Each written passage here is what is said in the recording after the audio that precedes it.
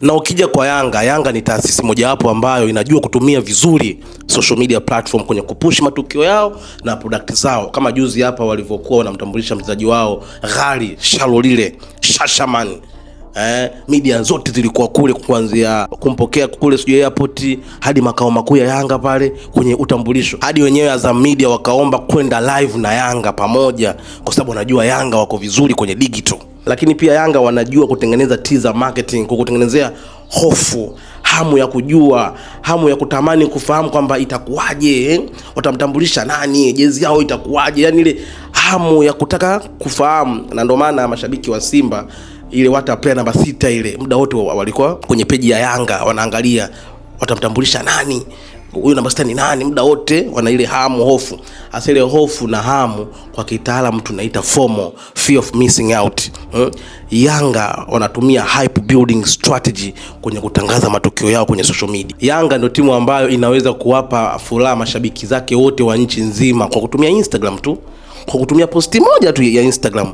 Na hicho ndio kitu ambacho kimekosekana Simba. Simba wanatumia social media kuwagawanya mashabiki zake badala ya kuwaunganisha. Anatokea kiongozi mmoja anafanya kikao cha dharura, anatokea mwingine anasema hicho kikao hatukijui, wewe admin posti hapo andika kwamba hicho kikao ni batili. Mnawakosea mashabiki wa Simba. Yaani ndani ya timu ya Simba kuna timu 3-4.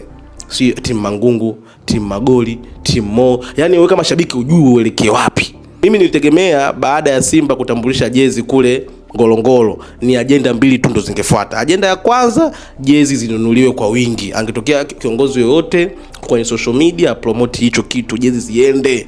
Mumsaidie ile Jose Jairuti, Michael ni mwekezaji ameweka hela, jezi ziishe.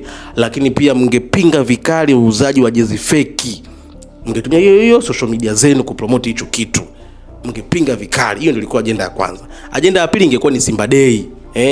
Mpromote kweli tiketi ziishe. Ule uwanja wa Uhuru wa Shamba la Bibi unachukua watu 25, ila mpaka muda huu tiketi 25 hazijaisha.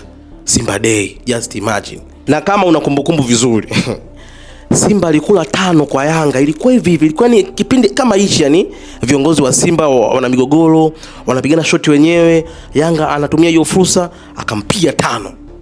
Kwa hiyo viongozi wa Simba, tumieni social media vizuri kuunganisha wanachama na mashabiki wa Simba ili wapate furaha. Na miaka 4 iliyopita 5, Simba walikuwa vizuri sana kwenye digital. Hadi ikaingia timu 10 bora Afrika ambazo ziko vizuri kwenye YouTube na Instagram.